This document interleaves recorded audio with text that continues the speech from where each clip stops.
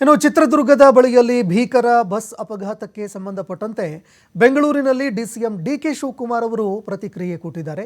Bus ದುರಂತದ ಸುದ್ದಿ ತಿಳಿದು ತೀವ್ರ ಆಘಾತ ಆಯಿತು.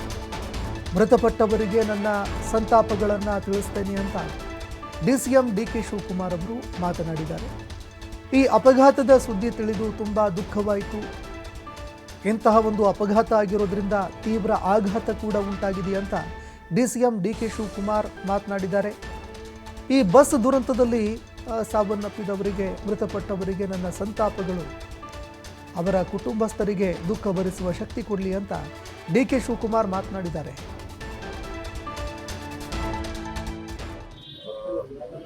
ನಾವು ಆಕ್ಸಿಡೆಂಟ್ ಏನು ಹೇಳಕ್ಕಾಗಲ್ಲ. ಇವಾಗಲೂ ಅವರ ಎಲ್ಲ ಕುಟುಂಬದವರು ಕೂಡ ಸರ್ಕಾರ ದುಃಖವನ್ನು ತೋರಿಸ್ತಾ ಇದೆ. ಅವರ ಆತ್ಮಗಳಿಗೆ ಶಾಂತಿ ಸಿಗ್ತದೆ. ಅದೇನಾಗಿದೆ ಅನ್ನೋದನ್ನ ವರದಿಯನ್ನ ಅಧಿಕಾರಿಗಳು ಏನು ಪರಿಹಾರ ಕೊಡಬೇಕು ಲೋಕಲ್ ಜಿಲ್ಲಾಡಳಿತ ಇವಾಗಲೂ ನಾವು ಆಕ್ಸಿಡೆಂಟ್ ಏನು ಹೇಳಕ್ಕಾಗಲ್ಲ. ಇವಾಗಲೂ ಅವರ ಎಲ್ಲ ಕುಟುಂಬದವರು ಕೂಡ ಸರ್ಕಾರ ದುಃಖವನ್ನು ತೋರಿಸ್ತಾ ಇದೆ. ಅವರ ಆತ್ಮಗಳಿಗೆ ಶಾಂತಿ ಸಿಗ್ತದೆ.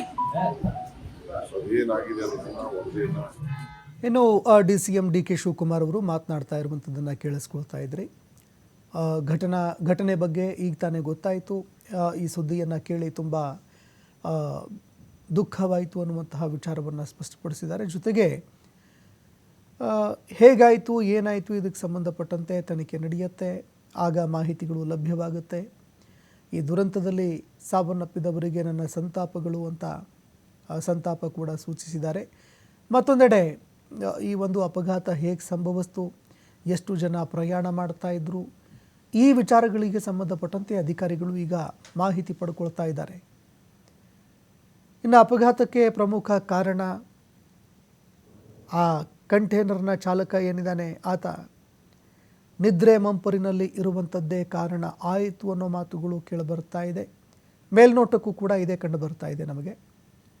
ಯಾಕಂದರೆ ಒಂದು ಡಿವೈಡರ್ ಏನು ಹಾಕಿದ್ದಾರೆ, ಆ ಡಿವೈಡರ್ಗೆ ಗುದ್ದಿ ಡಿವೈಡರ್ ಮೇಲಿಂದ ಹಾರು ಬಂದು ಭೀಕರ ಅಪಘಾತಕ್ಕೆ ಕಾರಣವಾಗ್ತಾನೆ ಒಬ್ಬ ಡ್ರೈವರ್. ಅಂದರೆ ಸಹಜವಾಗಿ ನಿದ್ರೆ ಮಂಪರಿನಲ್ಲಿ ಅತಿ ವೇಗವಾಗಿ ಓಡಿಸಿರುವಂಥದ್ದು ಸ್ಪಷ್ಟವಾಗಿ ಗೊತ್ತಾಗುತ್ತೆ.